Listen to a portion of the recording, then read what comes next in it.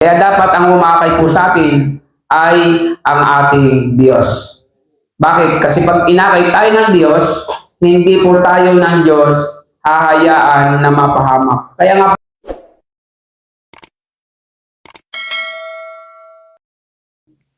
magandang umaga po sa inyo at tayo po ay muling mag-aaral po ng salita ng ating Diyos. Ang pamagat po ng ating pag-aaralan, ito po ay pinamagatan kong ang Diyos ang sa akin ay gumagabay. So pakatatandaan po natin bilang mga tao, mahalaga po na sa atin ay mayroong gumagabay. Dahil kapag wala pong gumagabay sa bawat isa sa atin, sa dami po ng nakaambang kapahamakan, tayo po talaga ay mapapahamak ng maaga. Tayo po ay malalayo sa Diyos. Tayo po ay masasadlak sa hindi magandang pamumuhay. Tayo po ay mapapahamak kung wala pong gagabay sa atin. Sa mga bata po, kapag hindi ginagabayan ng magulang, yan po talaga ay mapapahamak. Sa atin naman bilang mga anak ng Diyos, bilang mga Kristiyano, napakahalaga at mapalad po tayo dahil tayo ay ginagabayan ng ating Panginoon.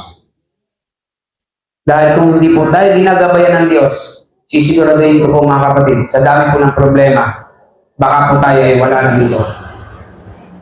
Tayo po ay sumuko na sa buhay sa mundong ito. Ang sabi sa Aklat ng Awit, Kabanata 32, talatang 8, ang sabi ni Yahweh, aakayin kita sa daan, tuturuan kita at laging papayuhan. So ang sabi po ng ating Panginoon, Diyos na makapangyarihan, si Yahweh, ang sabi dito ay aakayin daw po tayo ng Diyos. So kaya hindi po aksidente na tayo ay nakakilala sa Diyos, hindi po aksidente na tayo ay nagsisimba. Hindi po nagkataon lamang, hindi po napadaan lang tayo, o hindi po nagkataong may simbahan sa lugar natin. Bakit? Dahil ito po ay paraan ng Diyos upang tayo ay akayin sa tamang daan. Inaakay po tayo ng Diyos sa tamang daan, ha? Ibig sabihin, tayo po ay inaalalayan ng ating Panginoon. So, napakapalad po natin bilang mga anak ng Diyos dahil meron po sa ating umaakay sa tamang daan. Dahil kung wala po ang ating Panginoon, sisiguraduhin ko po sa inyo, mga magulang o mga kapatid, tayo po ay napahamak na sa mundong ito. Kaya pasalamat tayo sa Diyos dahil ang Diyos ay lagi nandyan, inaakay po tayo ng ating Panginoon. Ang dapat po natin gawin ay sundan po ang daan na itinuturo sa atin ng Diyos. Sumunod po tayo sa ating Panginoon. Kaya kapag ikaw ay inaakay ng Diyos, hindi ka po maliligaw. Pero kapag ang umaakay sa iyo yung kumari mo, yung kaibigan mo, yung kakilala mo, lalo na yung pride mo, pag yan ang umakay sa iyo, isiguraduhin kong impyerno ang iyong tatapunan. Dahil si Satanas, inakay ng pride, yun, sa tuloy ay napaimpyerno. Kaya dapat ang umakay po sa atin ay ang ating Diyos. Bakit? Kasi pag inakay tayo ng Diyos, hindi po tayo ng Diyos hahayaan na mapahamak. Kaya nga po itinulad tayo ng Diyos sa isang tupa. So ang tupa ay may pastol at ang kaligtasan ng tupa ay nasa kanyang pastol. At ang Diyos po ang ating pastol. Ibig sabihin, lagi po tayong ginagabayan ng Diyos, lagi tayong inaakay ng Diyos sa katwiran, inaakay tayo ng Diyos sa kaligtasan, at inaakay po tayo ng Diyos sa magandang pamumuhay. Hindi lamang po yung kayamanan ang nagpapakita ng kagandahan ng buhay. Yung ikaw po ay masaya, lalo tigit ay nasa Diyos, yan po ay magandang buhay na. So lagi po natin tatandaan, bilang ikaw ay anak ng Diyos, inaakay po tayo ng ating Panginoon sa matuwid at tamang daan. At ang sabi pa dito, tuturuan kita. Ibig sabihin, kapag ikaw ay naglilingkod sa ating Panginoon, ay tinuturuan tayo ng Diyos. Tinuturuan tayo ng Diyos ng ano? Tamang pag-ugali. Tamang pag-iisip. Ibig sabihin, binibigyan tayo ng Diyos ng katalinuhan. Kaya nga sabi sa Bible, ang pagkatakot sa Panginoon ay pasimula ng karunungan. Kung ikaw ay naglilingkod sa Diyos, nagsisimula ka ng magkaroon ng karunungan. Bakit? Dahil yung mga problema ay nasusolusyonan mo na. Iyan ay sa tulong po ng ating Panginoon. Kapag wala ka po sa Diyos, wala ka pong talino na nagmumula sa Diyos, kaya ang problema ay hindi mo na kayang solusyonan. Diba? Ay sa dami po ng problema sa mundo ito. Malaki, maliit, mayroong napakalaki. At minsan, kapag napakalaki na ng problema, hindi na po kinakaya ng isang tao. Kaya siya ay sumusuko na. Ang akala niya, pag sumuko na siya at nagpatiwakan na siya, ay wala nang problema.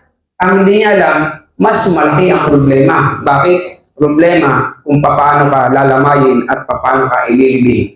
At ang matindi niyan, impyerno pa ang iyong punta. Pero kapag ikaw ay nasa sa Diyos, kahit gaano kalaki ang problema, makakaya mo yan dahil ang Diyos ang tumutulong sa iyo.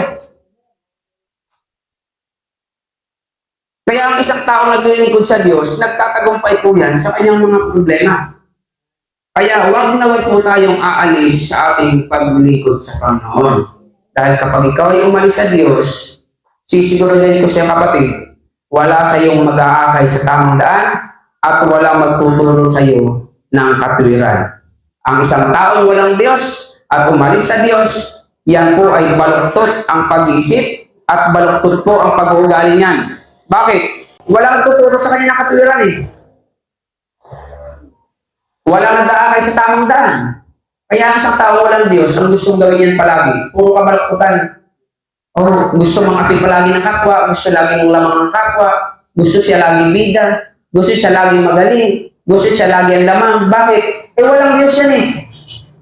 Di ba ba? Pero kapag ikaw ay may Diyos sa iyong buhay at naglilingkod ka sa Panginoon, hindi mo isipin ikaw ay manlamang ng iyong kapwa.